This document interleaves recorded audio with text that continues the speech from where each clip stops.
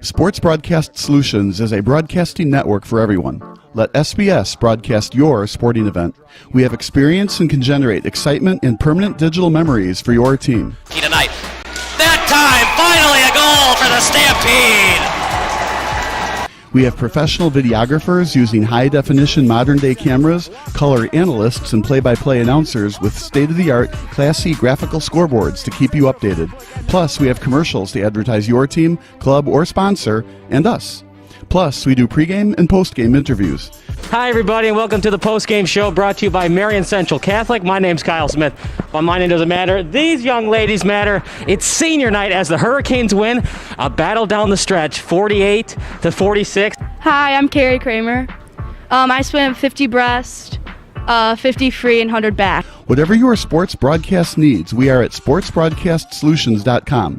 Check us out and become part of the digital sporting world.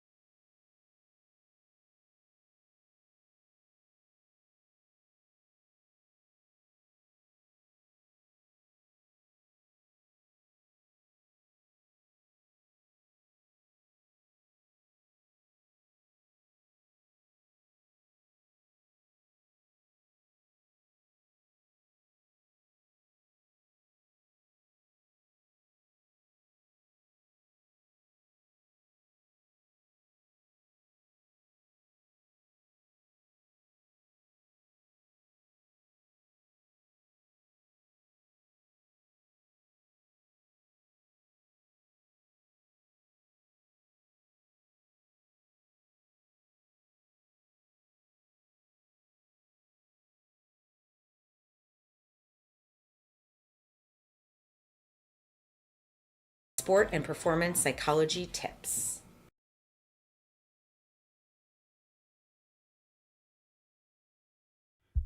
It's October 1st, 2007. Game 163 is taking place between the Colorado Rockies and the San Diego Padres.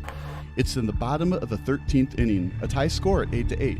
The winner of this game gets a date with the Philadelphia Phillies in the National League Division Series. This is obviously a must-watch TV baseball game. I mean, who doesn't want to watch a one-game playoff that goes into extra innings? However, to fully appreciate what happens next, we have to know the history of both franchises. We have to understand that neither of these ball clubs have won a World Series. Even crazier, one of these teams hasn't even won a postseason series. To get a better grasp of this moment, we need to use a time machine. In other words, we need to rewind. The Rockies have Matt Holliday on third base and less than 2 outs. This is crucial because any fly ball to the outfield can theoretically send the Rockies to the National League Division Series on sacrifice fly. However, the mere fact that the Rockies are hosting this one-game playoff is crazy to think about. Back on September 15th, the Rockies were just 76-72. Yeah, you heard me right. Just 16 days ago, the Rockies were barely above 500. So how the heck are the Rockies even tied with the Padres for the National League wildcard spot? As Al Davis would say, just win, baby. Just win, baby. Yeah, the Rockies have sure won a lot of games lately. An unfathomable 10-game winning streak from September 16th until September 27th saw the Rockies go from 4.5 games back of the Padres to just 1. In a twist of fate, the Rockies swept the Padres during that winning streak to get back into the NL wildcard race. But hey, that was just a lucky winning streak, right? There's no way this ball club led by Clint Hurdle could win 2 out of 3 against the first-place Arizona Diamondbacks and sneak into the playoffs, correct? And if you answered anything but yes to those questions, you'd be dead wrong. Arizona ended Colorado's winning streak during Game 1 of the crucial 3-game set, but after dominating the Diamondbacks 11-1 on September 29th, the Rockies held on for a 4-3 win on the last day of the regular season. Nail-biting wins have been nothing new to the Rockies and their fan base. One of their wins during the 12-1 finish to the regular season included a 14-inning victory over the Padres. But have the Rockies simply taken the wild card away from the Padres, or did San Diego majestically crumble down the stretch? Well, it's a little bit of both. Entering MLB game action on September 16th, the Padres were 80-67. They ended up finishing the year at 89-73. So a 9-6 record in their last 15 games is nothing to be embarrassed about from your ball players. But a 3-game sweep at the hands of the Rockies was still pretty bad, especially considering that all 3 games were at Petco Park. Also, the Padres had the Brewers down to their last strike on September 29th, but Tony Gwynn Jr. knocked a game-tying triple off Trevor Hoffman to send the game into extra innings. How brutal irony is that? The son of the greatest Padre ever quite possibly stopped you from going to the playoffs. What gets lost in the shuffle is that the Rockies were actually a third-place team in the wild card race prior to their incredible finish. The Dodgers were up 3 games on the Rockies after all the games concluded on September 15th. So what the heck happened to the Dodgers? It's hard to exactly say why they simply forgot to play baseball, but their final record speaks for itself. On September 15th, the Dodgers were 10 games over 500. By September 30th, the team barely finished with a winning record at 82-80. You can't make this stuff up. The Dodgers went from 79-69 and just 1.5 games back on San Diego for the wild card spot to finishing 7 games back of both Colorado and San Diego. Colorado literally had to sweep Los Angeles to knock the Dodgers out of the playoffs, and the Rockies did just that from September 25th until September 27th. The Dodgers might be known for playoff choking nowadays, but late season chokes are nothing new to the Dodger faithful.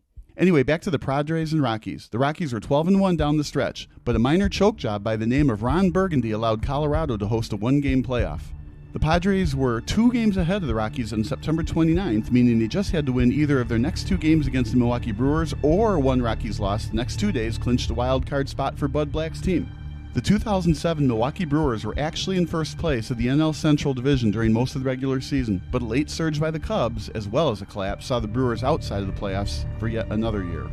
They still played spoilers, though, and after dispatching the Padres in 11 innings on September 29th, the Brew Crew disallowed September 30th from being the Padres' clinch day. A very convincing 11-6 win for Milwaukee as the Padres had to fly from Milwaukee to Denver for a National League West grudge match. Just like that, Game 163 determined who would win the National League wild card. This was huge for Rockies fans as their favorite baseball team hadn't sniffed the postseason since 1995. Colorado began as an expansion franchise in 1993, and the Rockies earned the first ever NL wildcard spot in 1995. The Rockies fought hard in the division series against the Atlanta Braves, but the eventual World Series champion Braves took care of the Blake Street Bombers 3-1. But since then, the Rockies have always found ways to lose games. More importantly, it's their pitching staff who seemingly always lets them down. Even when the Rockies won the wild card in 1995, you probably don't know any of their starting pitchers. Kevin Ritz, Bill Swift, and Marvin Freeman were arguably their 3 best pitchers that season. Colorado was so desperate for starting pitching help that they signed Mike Hampton to an unreal 8-year, $121 million contract after the 2000 season concluded. All of the money in Major League Baseball is guaranteed, by the way, so why would the Rockies sign a pitcher to an 8-year deal? Simply put, it's hard to find free agent pitchers who want to pitch in Coors Field, the home ballpark of the Rockies where the ball hits the mile-high wind and sails out of play. If you don't remember Mike Hampton playing for the Rockies, you're not the only one. He only lasted 2 years in Denver, with his last season being a dreadful 6.14 ERA and opponents batted .313 against him. So for the Rockies to be successful, they usually need to outslug teams. But that wasn't exactly the case in 2007. Jeff Francis won 17 games for the Rockies this season. Ubaldo Jimenez was on this team, and the relatively unknown Aaron Cook posted an ERA under 4.2. In a nutshell, this surprising Rockies team can play a little small ball and outpitch teams as well. But tonight has been anything but a pitcher's duel. In a typical Coors Field shootout, the Rockies blew an early 3-0 lead. The San Diego Padres swiftly answered with 5 runs in the top of the third, and it looked like the Padres finally hit their stride in this do-or-die playoff game. And while the Rockies are unknown for playoff success, the history of the San Diego Fathers isn't a happy story either. The Padres have been to the World Series twice, but they've only been to the postseason a grand total of 5 times coming into tonight. Since joining Major League Baseball in 1969, the Padres have mostly been an afterthought in the National League West. Coming into the 2007 MLB season, Bruce Bochy had enough with postseason disappointments, and he left for greener pastures in San Francisco. Some Padres fans felt it was treason as Bochy led the team to division titles in 2005 and 2006. While they were back-to-back NL West crowns, the 2005 team barely finished with a winning record, and after being swept by the Cardinals in the NLDS, Bruce Bochy's team finished the year under 500 at 82-83. The 2006 squad was much better, but those pesky Cardinals were still too much for San Diego to handle. San Diego had home field advantage for the division series, but Bochy's crew only scored a single run in their first 2 postseason games. The offense was slightly awake when they entered Busch Stadium. A 3-1 win in Game 3 gave San Diego fans new hope, but it was quickly taken away during Game 4. 6 unanswered runs by St. Louis gave the Cardinals the series win and yet another postseason disappointment in Southern California. Bud Black took the 2007 job after Bochy left for the hated Giants. Led by NL Cy Young winner Jake Peavy, the Padres were in first place in the NL West as late as September 3rd. Peavy got the nod for this one-game playoff. It was his turn in the rotation since he hadn't pitched since September 26th. But for whatever reason, the best pitcher in the National League was anything but clutch tonight. 3 straight Rockies got on base to start off the bottom of the first, and after Yorvit Torrealba cranked a bomb to left field, the Rockies led 3-0 after 2 innings of baseball. Starting pitcher Josh Fogg was sent out in the top of the third to preserve the lead, but he simply wasn't up for the task. Peavy helped out his own cause with a leadoff single. Brian Giles found his way to first base with a walk, and after Scott Hairston hit a single to load the bases, Adrian Gonzalez emptied them with a game-changing grand slam. Fogg still couldn't settle down after the grand salami. Khalil Green and Josh Bard both got on base via the hit, forcing Fogg to intentionally walk Jeff Blum to load the bases. Brady Clark then made a solid contact with a ground ball to shortstop, and his speed forced the Rockies to just get the force out at second base. Just like that, it's now a 5-3 lead for Peavy and the Padres. Matsui didn't get anything on this throw. Blum was all over him. He was a little off balance after he came across the bag to make the throw. But Peavy just couldn't keep the ball out of the ballpark. The Rockies cut the deficit down to 1 after Todd Helton belted the baseball to right center field and gave his home fans a lucky souvenir. An amazing game so far.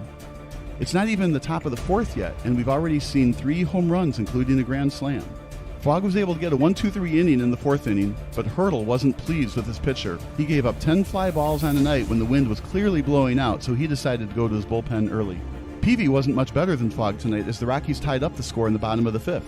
An early holiday for Rockies fans as Matt Holliday singled in Tulowitzki for a 5-5 tie.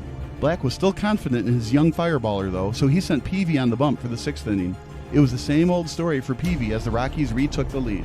Everybody was seemingly able to hit him tonight. Seth Smith hit the very rare pinch hit triple with 1 out. It was timely hitting all night for Colorado as Kaz Matsui got underneath the ball and delivered a sacrifice fly to center field. Another lead for the Rockies, and this time around the relief pitchers were up for the task.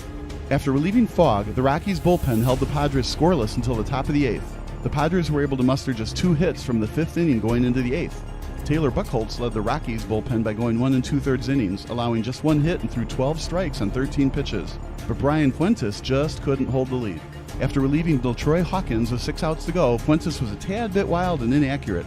Blum got the much-needed leadoff single, and although Fuentes got the next 2 batters out, Torrealba couldn't quite handle this 1-2 slider from Fuentes, allowing Blum to reach second base on the drop third strike wild pitch. On the 3rd pitch of the subsequent at-bat, Giles potentially saved his team's season with a game-tying double to left field.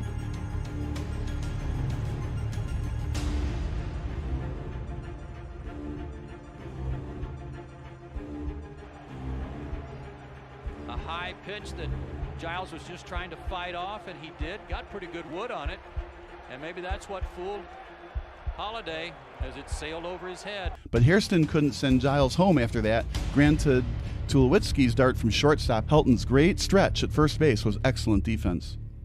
Neither team could score again in regulation, so we went to extra innings. The next 3 innings were full of drama as both teams had chances to score. San Diego had runners on 1st and 2nd with 2 outs in the top of the 10th, but Matt Hergus jammed Giles and got the inning-ending ground out. Colorado had a golden opportunity for a walk-off win in the bottom of the 11th. With Brad Hopp at the plate, Colorado had the game-winning run 180 feet from home, but Joe Thatcher fooled Hopp on an 88-mile-per-hour fastball to end the threat. The Padres had their own runner in scoring position with less than 2 outs in the top of the 12th, but Brian Myro struck out, and Michael Barrett grounded out to keep the score at 6-6. The Rockies went 1-2-3 in the 12th game as the game entered inning number 13. And this was quite possibly the greatest extra inning in professional baseball history. 5 total runs would eventually be scored in this inning. With everything on the line, the offenses for both teams woke up in a huge way.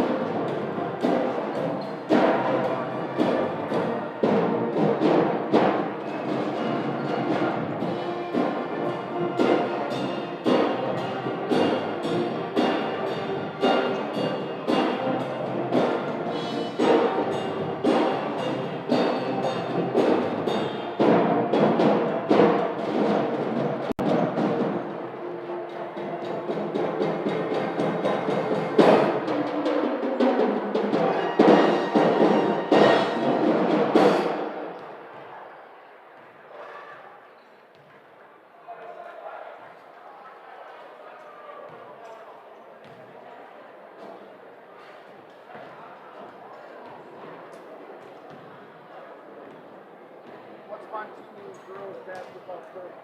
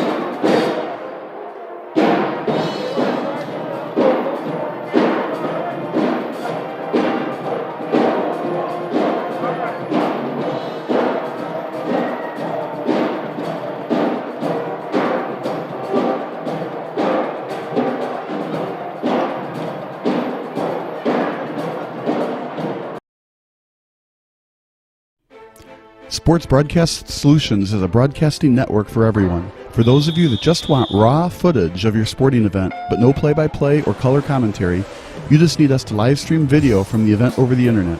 We will live stream your event on YouTube on our Sports Broadcast Solutions channel. In addition, we also have a dedicated channel on YouTube for live streaming at SBS Livestream. And if you need multiple channels, we can utilize Facebook Livestream and Instagram Live on our channel as well. Options include commercials from your sponsors, professional scoreboard graphics are still available, and of course, yes, pre- and post-game interviews are available as an option if you want. We've been working really hard this whole summer and stuff. Whatever your sports broadcast needs, we are at sportsbroadcastsolutions.com. Check us out and become part of the digital sporting world.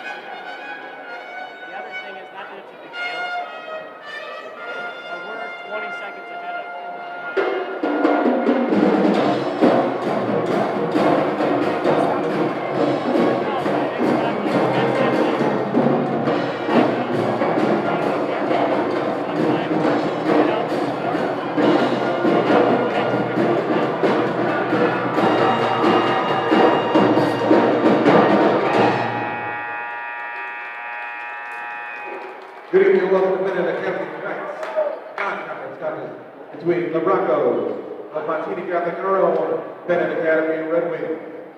Tonight's games are being played according to rules and regulations of the Illinois High School Association. We ask all attending judging themselves a matter of sportsmanship, both on the court and in the stands. We ask to respect the coaches, the athletes, spectators seated around you, the calls made by our officials. In other words, take responsibility for your own actions, help make this a pleasant evening for everyone. Remember, sport a winning attitude at all times. This time we ask you please rise, face the flag, join in the playing of our national anthem, played tonight by our Benet Academy Cup band.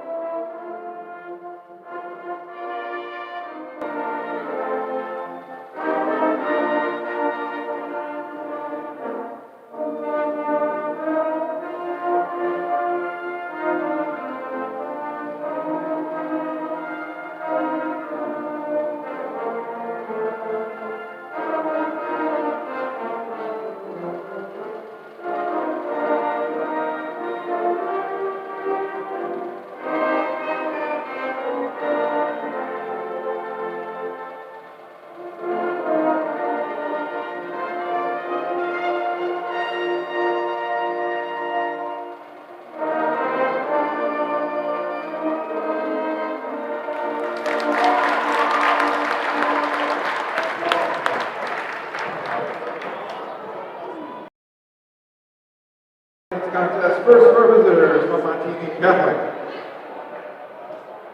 The 5'11" senior guard, number 2, Sawyer White. 5'7" senior guard, number 3, Samantha Marlinsky. 5'8" sophomore guard, number 5, Victoria Malusis. 5'11" junior forward, number 14, Shannon Blanchard. And a 5'9" sophomore forward, number 21, Alyssa Epps. And runs are coached by Shannon Spanos. And now let's get started for your Benet Academy Red Wing. A 5'10" sophomore, number 33, IHSA Varsity. A 6' junior, number 4, Whitney Bowman. A 6' junior, number 24, Samantha Trentberger. A 5'11" senior, number 22, Robert Temple. And a 6' senior, number 41, Morgan Demos. And at number 5, Joe Goodright, assistant coaches, Pearson, Kelsey Filter, John McCallum, and John Fitzgerald.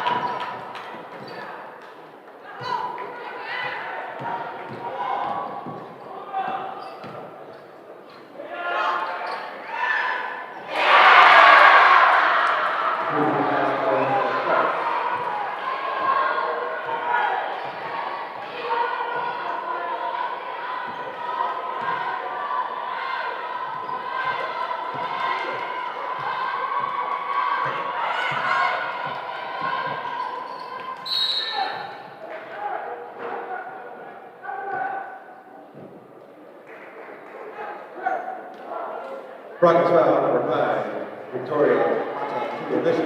Her first, team first.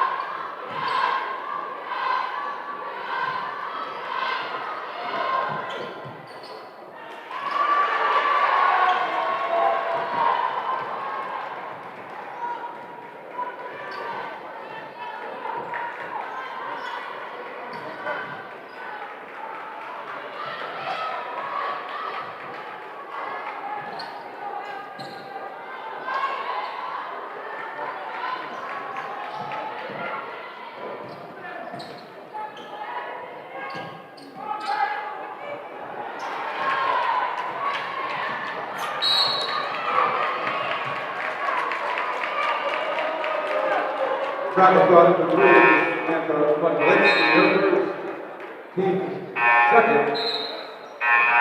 Benet Academy, Benet, IHSA Varsity.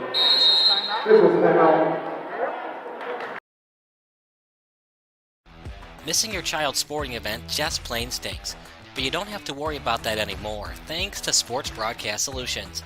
SBS is a live broadcasting network, as well as covering your on-demand needs, recruiting videos, highlight reels, and much, much more. We can broadcast live to any website, and we also post as much on-demand content as you need. For more information about SBS, check out our website at sportsbroadcastsolutions.com. Sports Broadcast Solutions, a broadcasting network for everyone.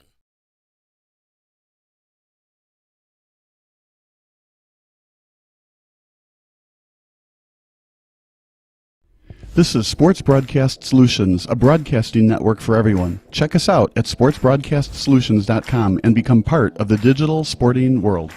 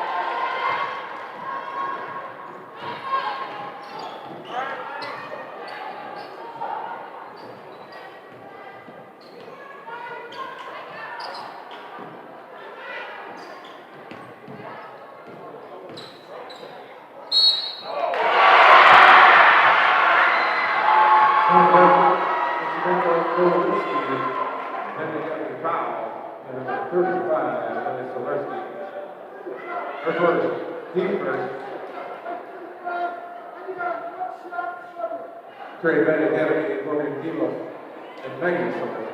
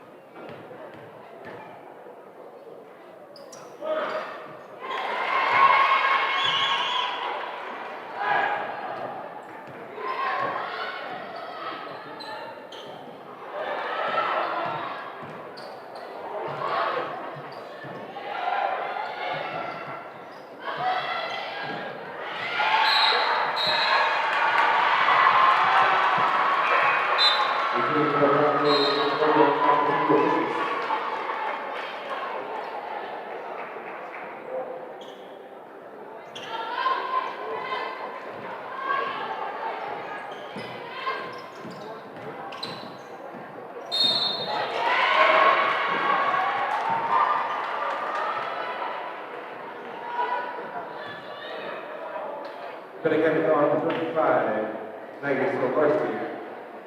Her second and team second, shooting 2 shots for your white.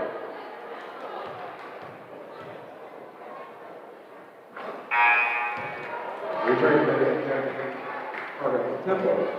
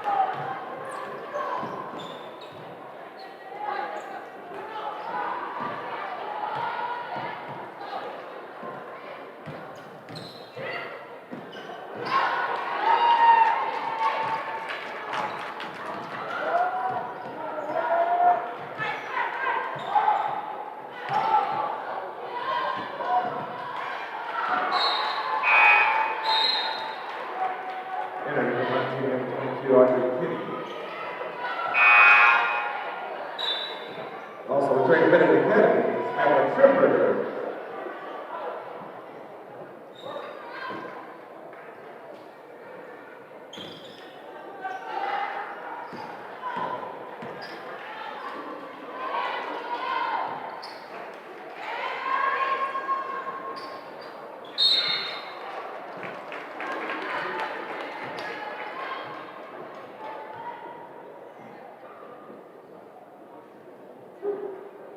Rockets out 14, Shannon Platter, her first team third. Shooting 2 shots, Morgan Demos.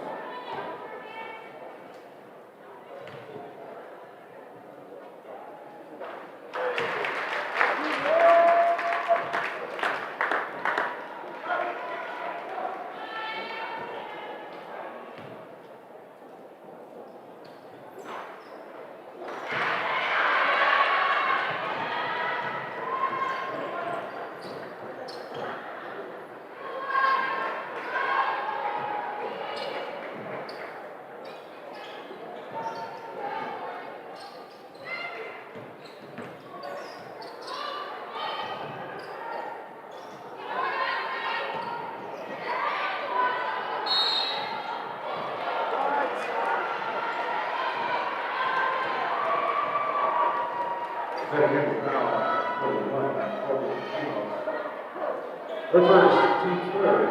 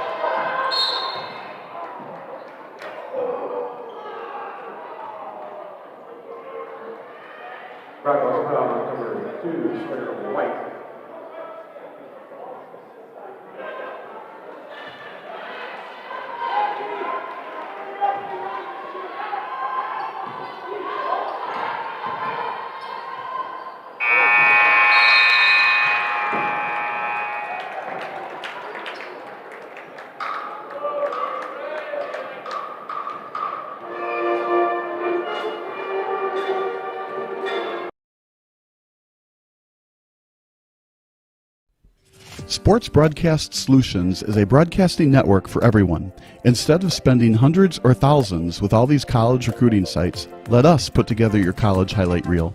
For just a fraction of your potential college scholarship and significantly less than these recruiting services, we got this.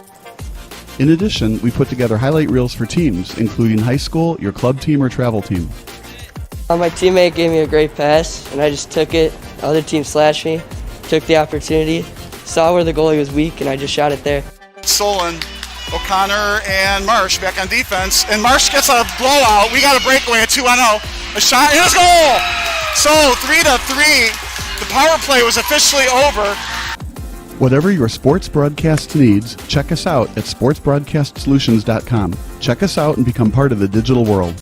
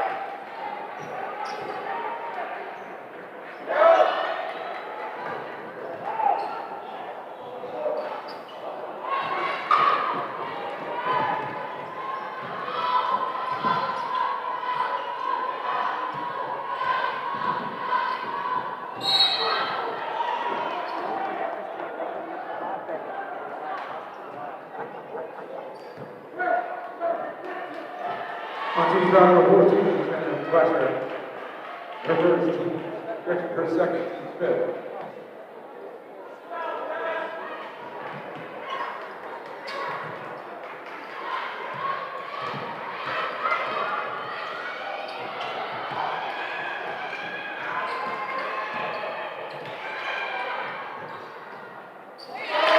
Benet, Roland.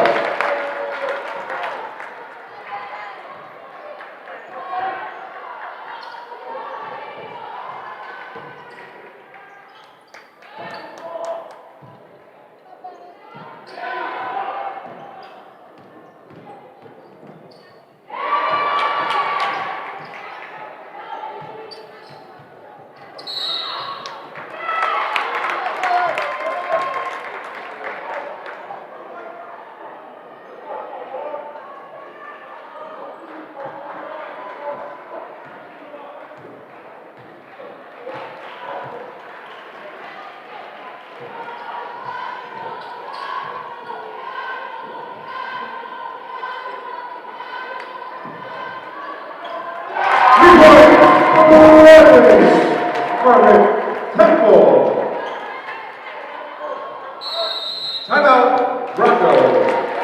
Goal, timeout.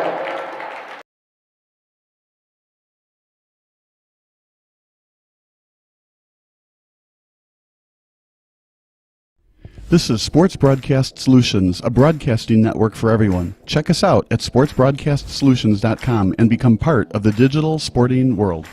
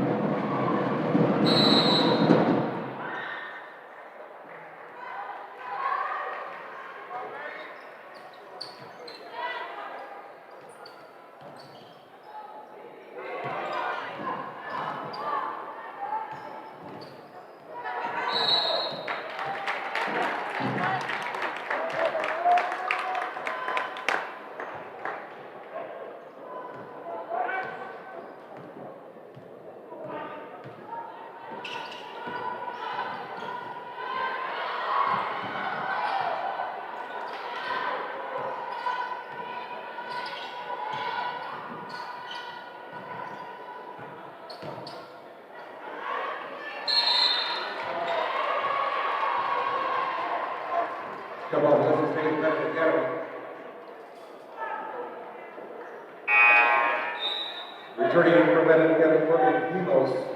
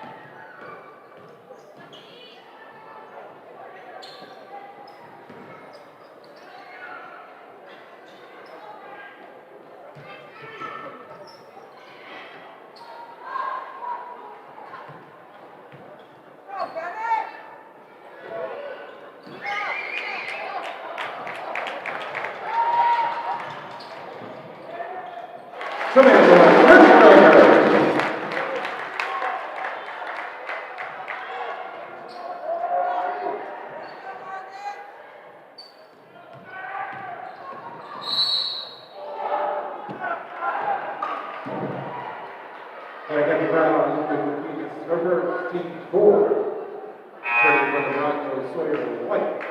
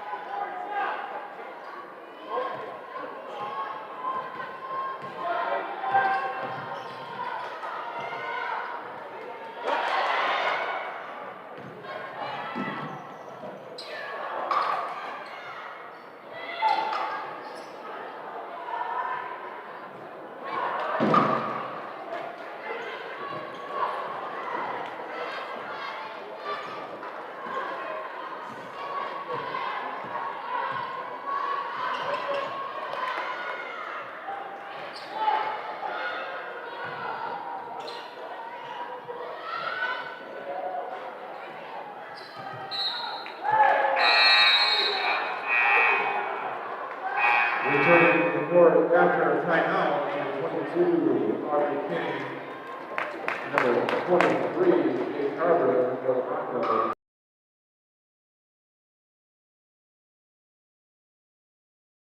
This is Sports Broadcast Solutions, a broadcasting network for everyone. Check us out at sportsbroadcastsolutions.com and become part of the digital sporting world. Missing your child's sporting event just plain stinks. But you don't have to worry about that anymore, thanks to Sports Broadcast Solutions. SBS is a live broadcasting network, as well as covering your on-demand needs, recruiting videos, highlight reels, and much, much more. We can broadcast live to any website, and we also post as much on-demand content as you need. For more information about SBS, check out our website at sportsbroadcastsolutions.com. Sports Broadcast Solutions, a broadcasting network for everyone.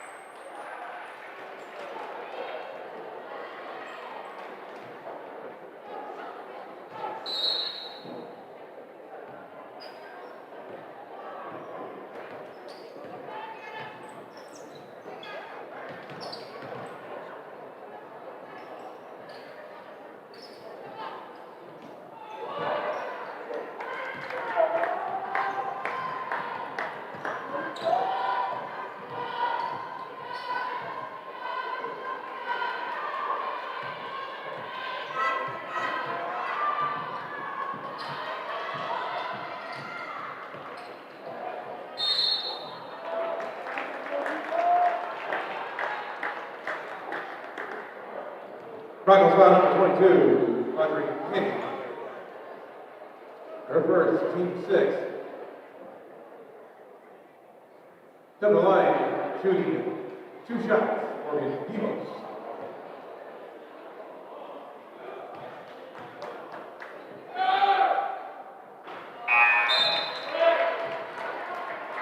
Returning for the Broncos, Peyton Farrell and Kolinsky.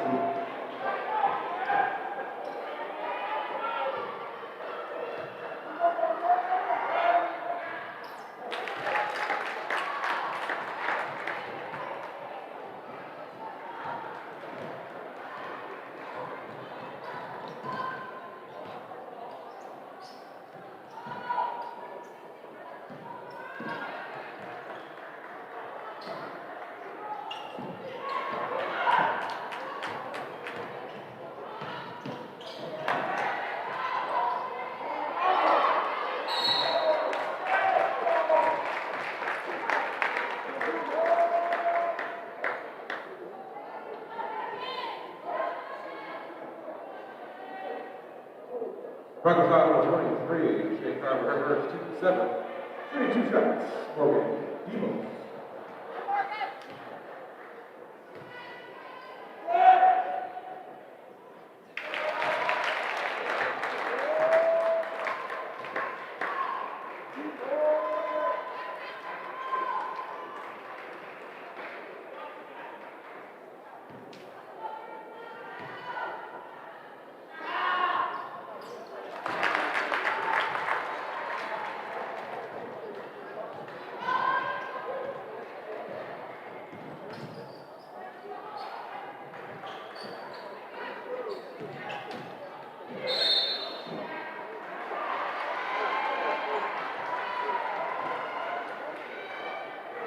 Dedicated call, Orbit Temple, her first, team 5.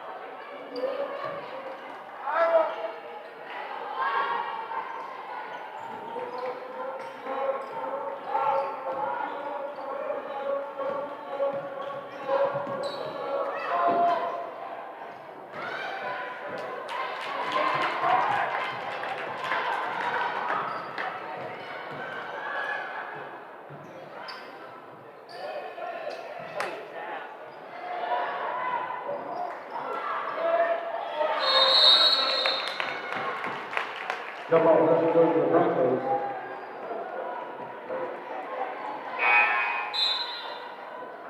Returning Benet to the captain, returning the Montini to the captain, Shannon Blaster.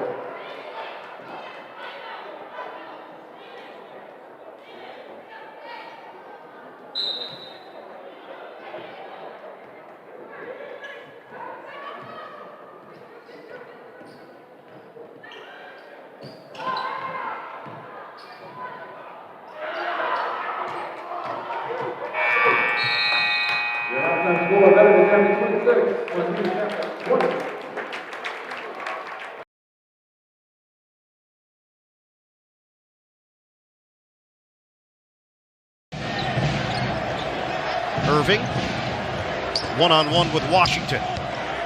Kyrie, saucy! Uncle Drew can do a lot of things in his old age: dribble around opponents, take it to the hole and dunk, and emphasize how this game has always been about buckets. I get buckets. But the one thing he doesn't have? The vaccine. Uncle Drew, a.k.a. Kyrie Irving, still hasn't been vaccinated for the COVID-19 virus. Because of this, Kyrie can't participate in any regular season games in the state of New York. Can you imagine what Nets general manager Sean Marks is thinking right now? He has one of the best, if not the best, point guards in the NBA at creating his own shot. Now, this is a free country, and Irving has every right to not get the vaccine.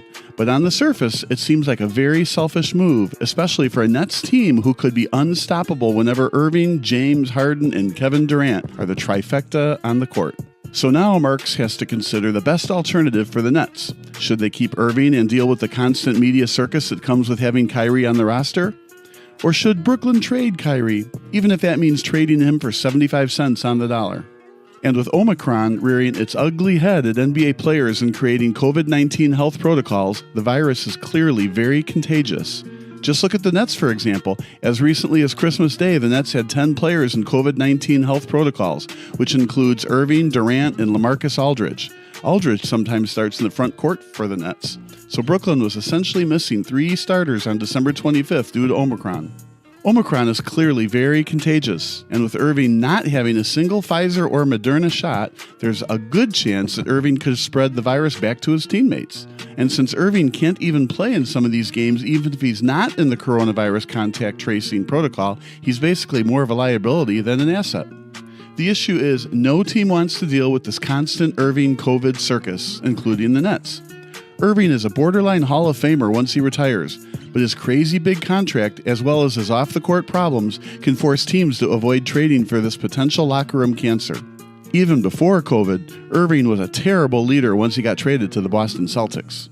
And since joining the Nets, Irving has been anything but a saint. Since becoming a resident of New York City, Irving has missed games voluntarily due to several reasons. One of them was for Black Lives Matter and rejecting the 2020 NBA bubble. Before the vaccine became available to people below the age of 50, he was still refusing to wear a mask at public gatherings. Irving clearly doesn't understand the seriousness of COVID. Everybody has their opinions on the vaccine, but he was against wearing masks even before the vaccine was allowed for public injection. Still, he's under contract, and as long as he doesn't retire or commit any illegal acts, it's going to be hard for the Nets to sue for breach of contract. If the Nets determine they're in salary cap hell, which they are, and think that they would be a better team without Kyrie, it might be time to trade this former all-star point guard versus keeping him. Are there any takers for Kyrie? Possibly, but there hasn't been any serious trade talks. Another issue for the Nets is Kyrie loves playing in the Big Apple. I don't really blame him, and according to Nick Wright from Fox Sports 1, he would rather retire than play for another team. No team would trade for Kyrie if he immediately retires. However, mindsets can change, and with the Bulls and Bucks playing some very good basketball as of late, there are no guarantees the Nets even make it to the NBA Finals. Durant and Harden aren't getting any younger, so Irving has to be a little open-minded to the idea of a trade. He would also get to be the number 2 scoring option again, a role he thrived at during his glory years with the Cleveland Cavaliers. The most recent trade rumor was the Dallas Mavericks, but according to Mark Stein, Mavericks owner Mark Cuban adamantly denies pursuing the Nets' starting point guard. And for good reason. Luka Doncic loves playing point guard, and Kyrie is probably too small to play shooting guard. The Mavs would have to have 2 ball-dominant guards in their backcourt. And as we saw in Houston with James Harden and Russell Westbrook, that strategy is usually doomed to fail. Even when Chris Paul was in Houston, that marriage with the beard became a divorce in less than 5 seasons. What's really interesting is, as recently as a couple of months ago, Philadelphia was rumored to be a good fit to trade for Irving. However, the Nets don't want to trade him within the division because the whole point is to get to the NBA Finals. The 76ers are, of course, in the Eastern Conference and could be a major roadblock to their path to a championship. Also, teams don't go like trading away marquee players in the same conference, much less the same division. Ergo, the Nets don't want to play against Irving in an Eastern Conference playoffs. However, the anonymous NBA executive said Philadelphia would make sense if the Nets see any value in Ben Simmons. My take would be to avoid Simmons with a 10-foot pole, especially if the trade involves Irving. Kyrie Irving has his off-the-court issues and major personality question marks, but he's still a player who can average 50, 40, 90 shooting percentage numbers. A 50, 40, 90 season means you shoot at least 50% from two-point land, 40% from behind the arc, and 90% from the free throw line. Simmons is so bad offensively that he shies away from open dunks. I hate to use the word the yips, but something clearly wasn't right for him during last year's playoffs. He hasn't played a single game this season due to his unwavering stance on not wanting to play another possession with the 76ers. As such, his trade value is at an all-time low. Also, the Nets have Patty Mills as their current starting guard, and Mills is a former NBA champion with the San Antonio Spurs. Legendary Spurs head coach Greg Popovich is a big fan of his former point guard, so there's no doubt he can run the Nets offense whenever Kyrie can't play due to COVID protocol or injury.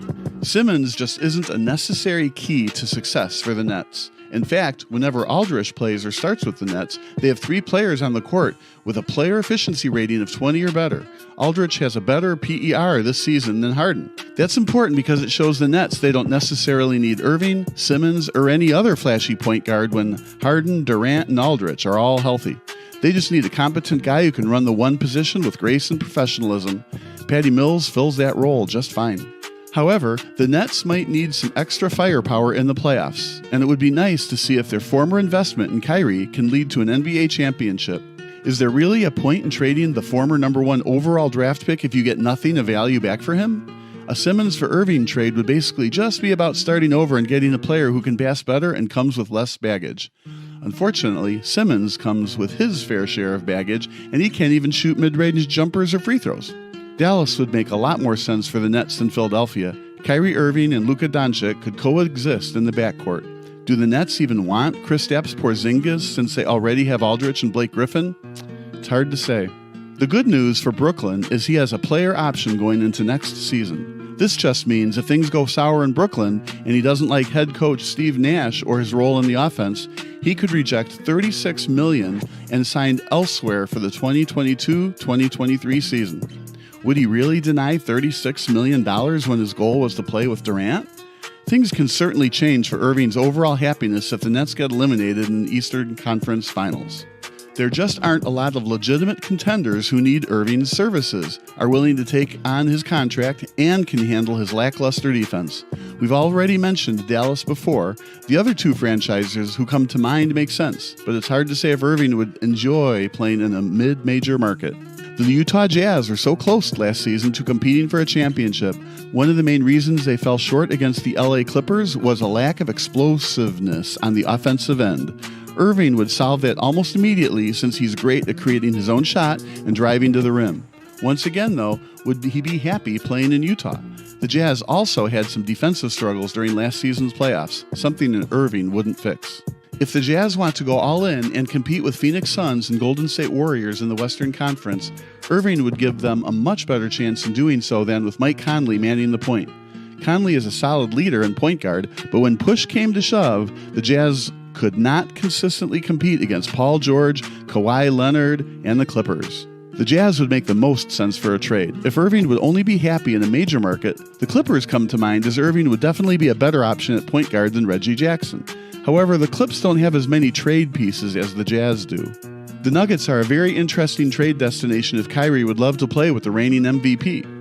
According to Nuggets head coach Michael Malone, Jamal Murray won't be back by February. However, the Nets don't really care too much about the regular season.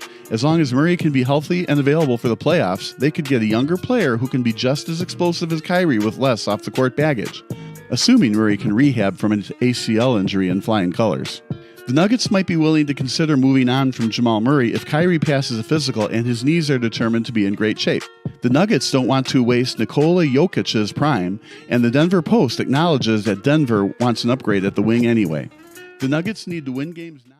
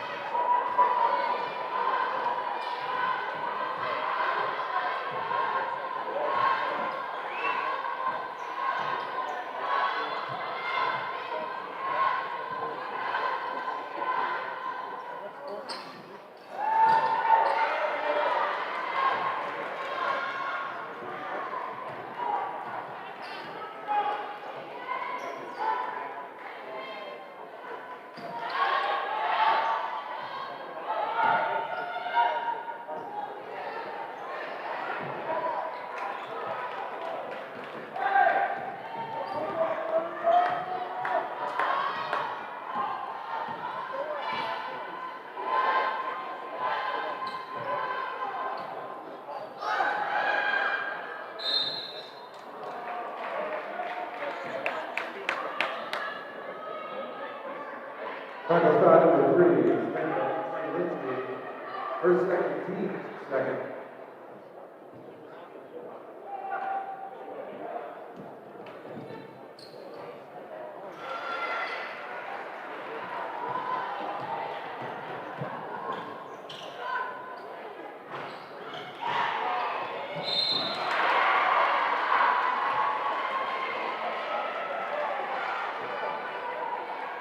Second is on Temple.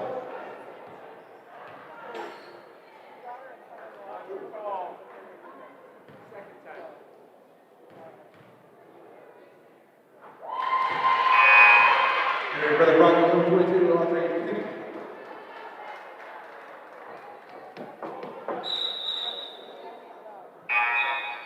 And Benet Academy, IHSA Varsity.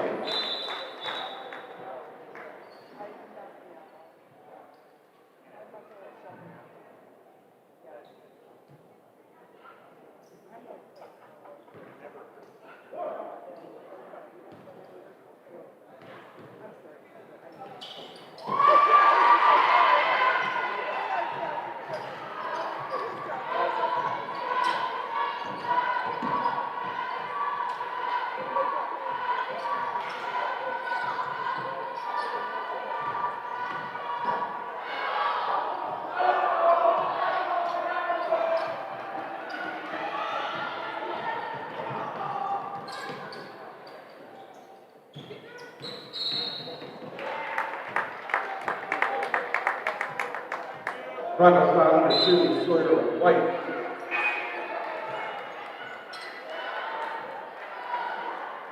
Return Benet Academy, Olivia Colinas.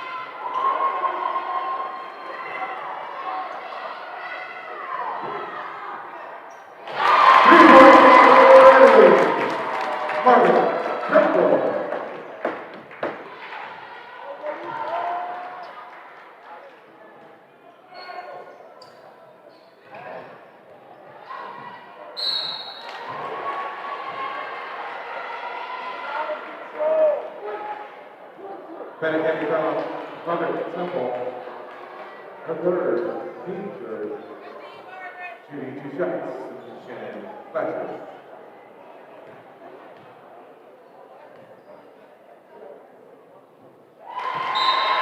Returning Benet Academy, IHSA Varsity, Samantha Schimberger.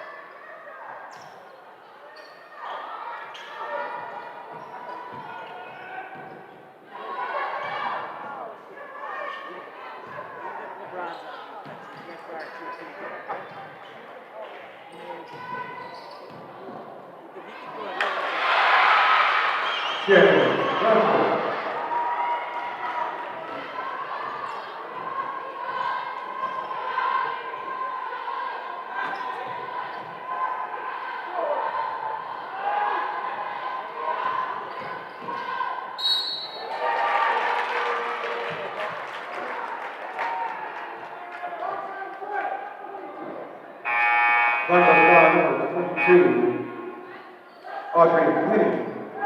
Her second team score. Returning Benet Academy after Santa Audrey Kimos and Margaret Temple.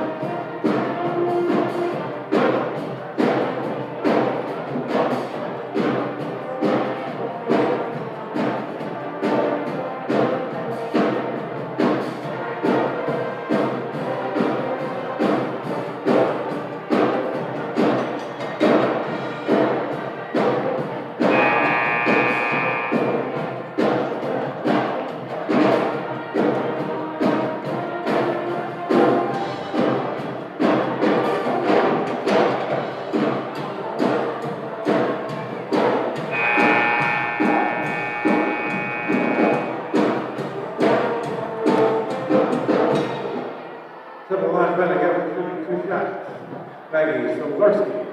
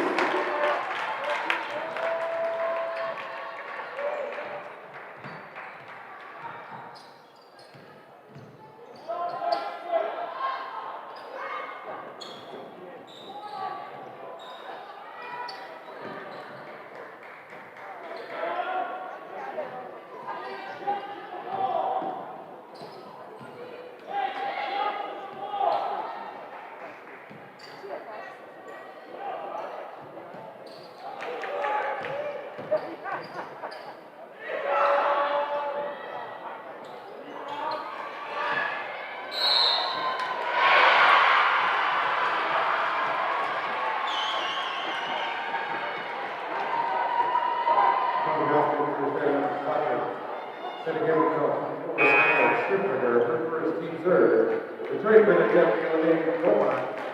shooting 1 shot, 10 left.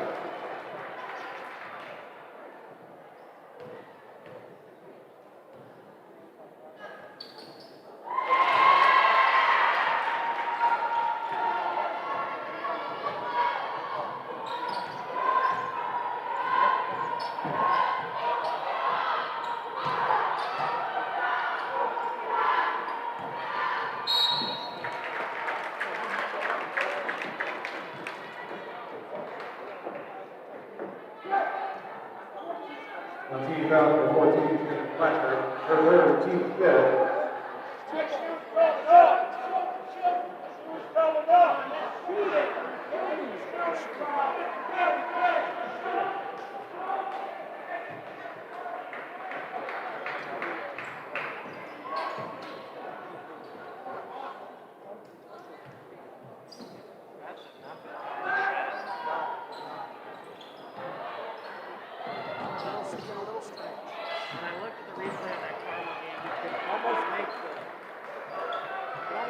Judgment that it was in the act of shooting, but that's just too close to call the make.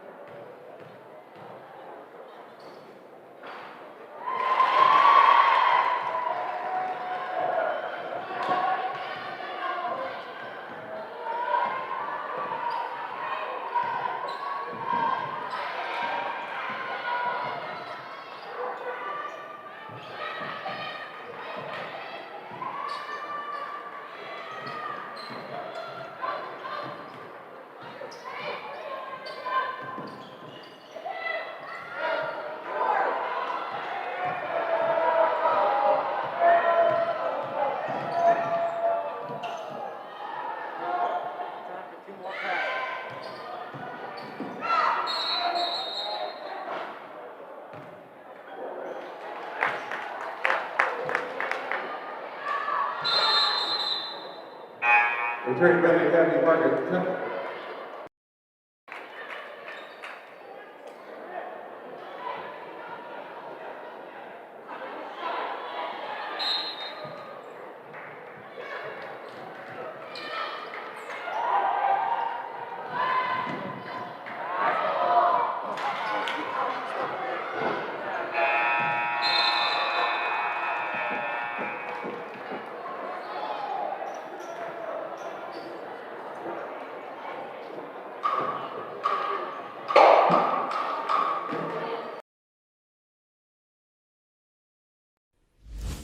Sports Broadcast Solutions is a broadcasting network for everyone.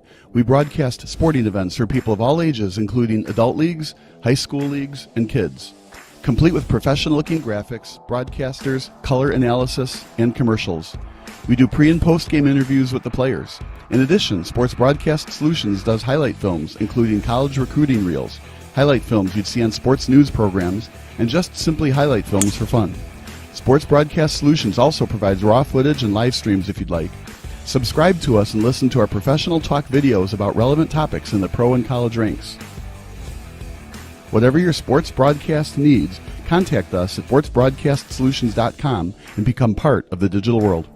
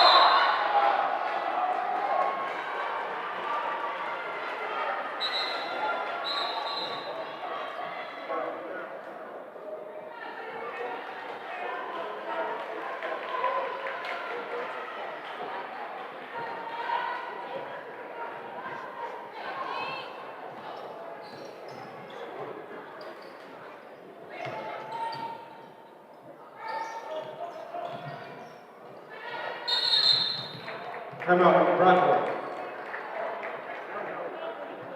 30 seconds, time out.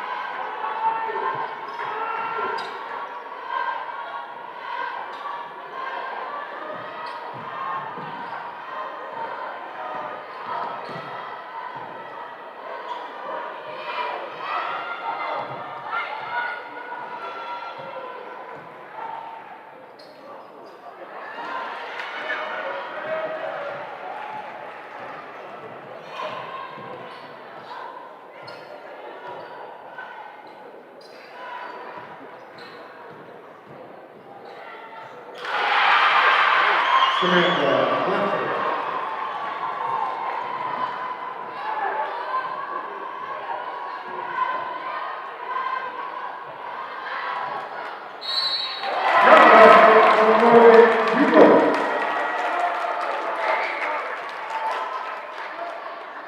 Dr. Salvador playing for us.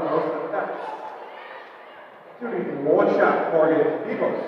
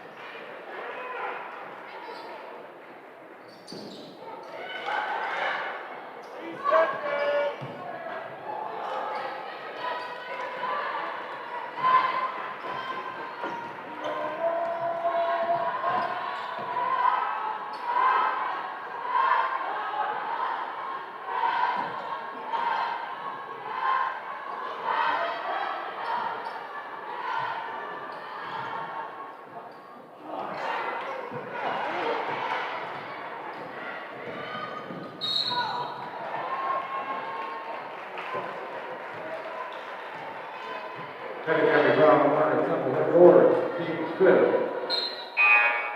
Returning forward, Benet and Yokinas. And IHSA Varsity.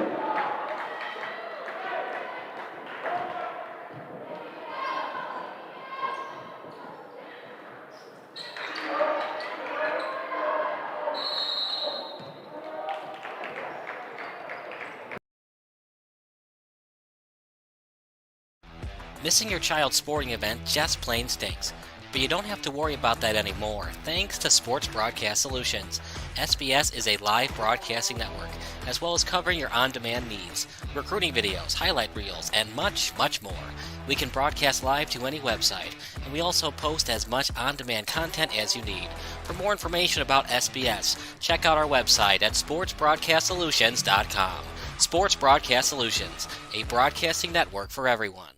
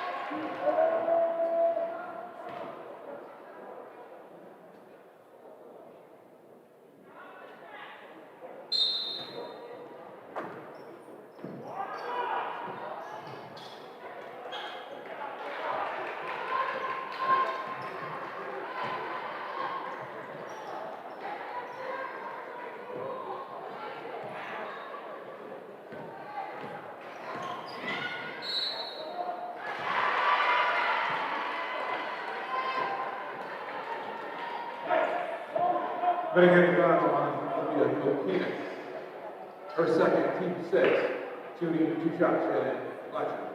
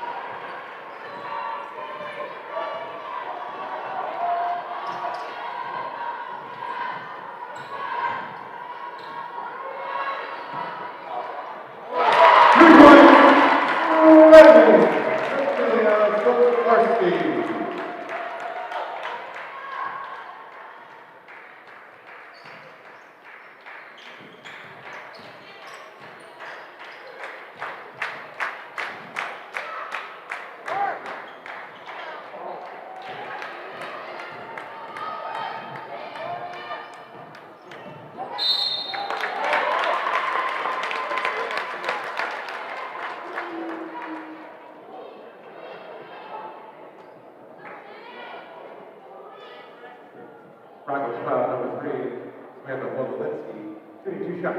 Benet, Beaumont.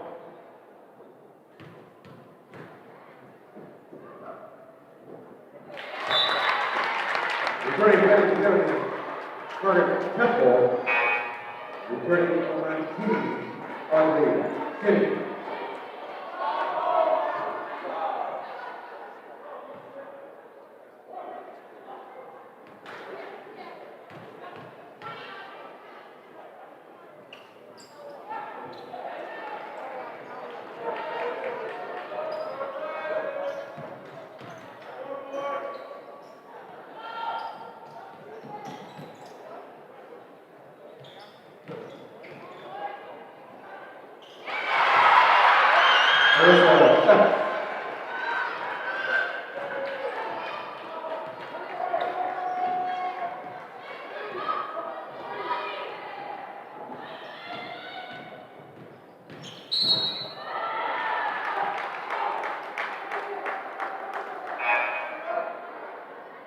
Montini foul down 21.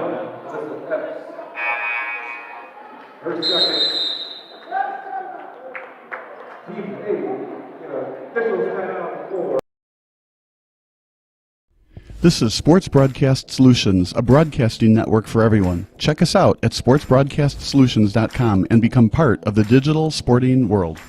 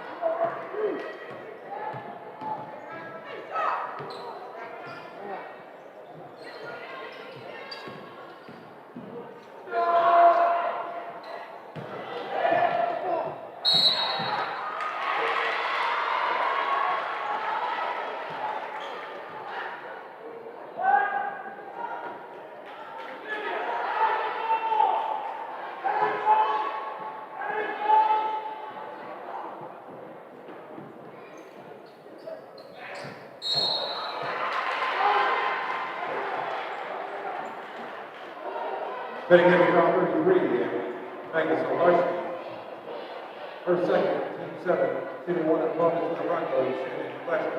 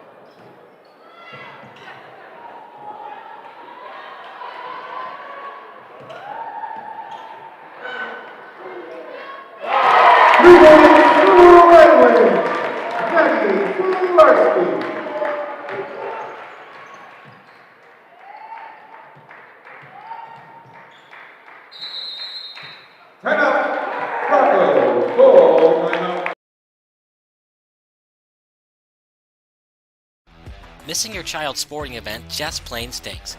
But you don't have to worry about that anymore, thanks to Sports Broadcast Solutions. SBS is a live broadcasting network, as well as covering your on-demand needs, recruiting videos, highlight reels, and much, much more. We can broadcast live to any website, and we also post as much on-demand content as you need. For more information about SBS, check out our website at sportsbroadcastsolutions.com.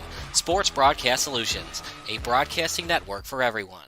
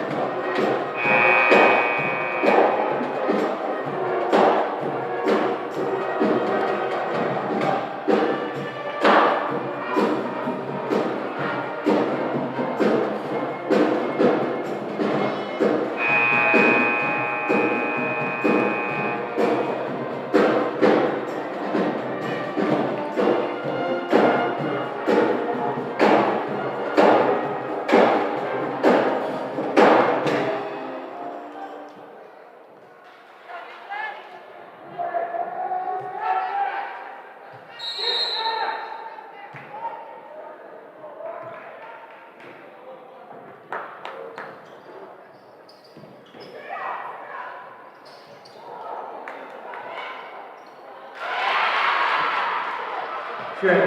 Lester.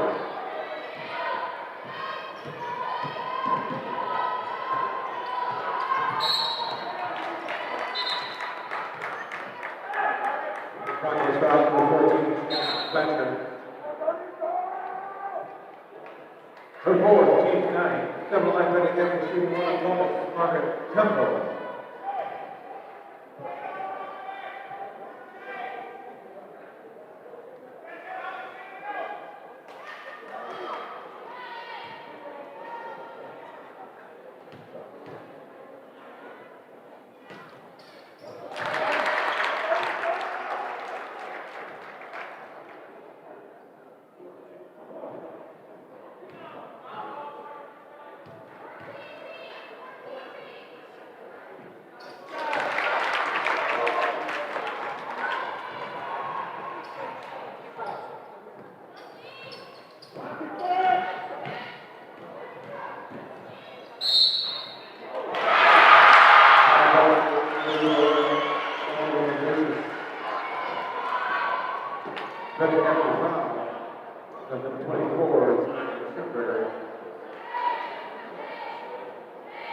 Entering for the Broncos, 23 cover.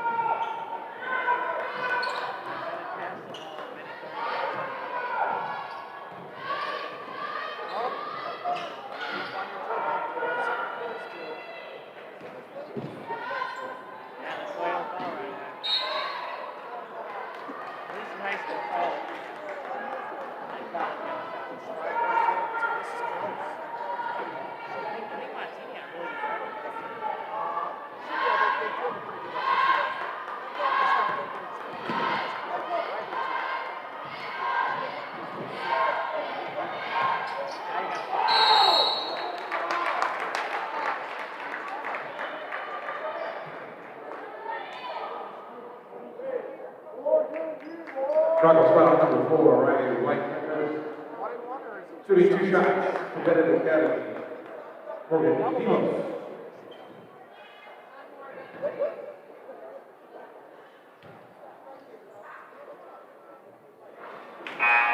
Training the Broncos, Brandon Kozolinsky and Victoria Montini.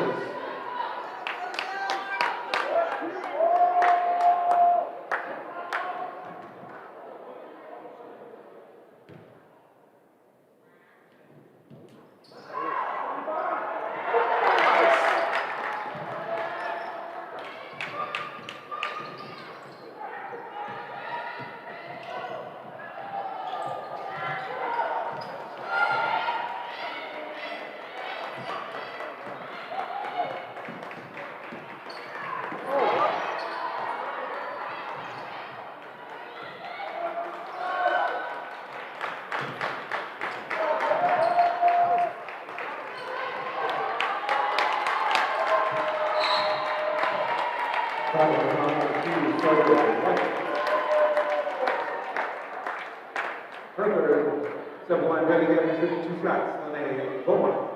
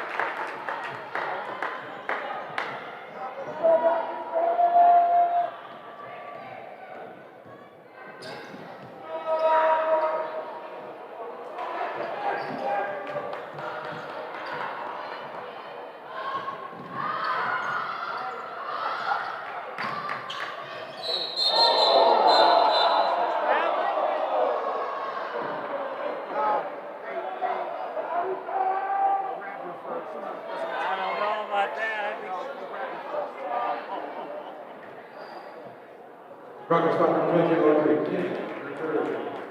Shooting 2 shots Benet again, Margaret Temple. I think she got away with it. I don't know. It was kind of close.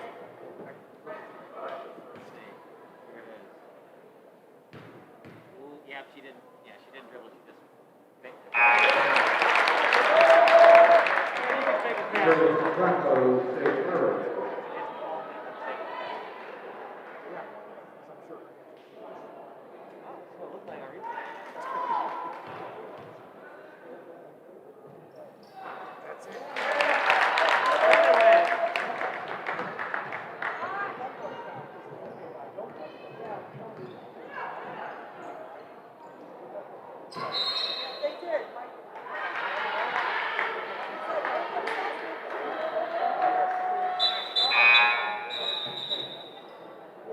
Praying for the Broncos, Riley White.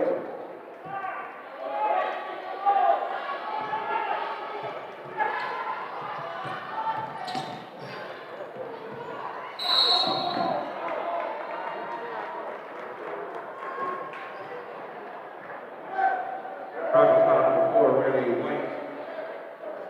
Her second. 2 shots, Margaret Temple. What's that? She brought the ball back into her body. Good ball.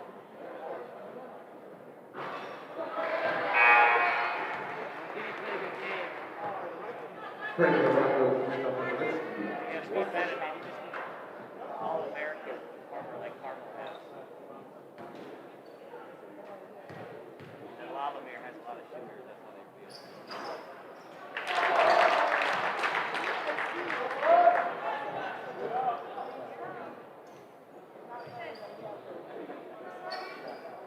I wish they would get rid of that rule.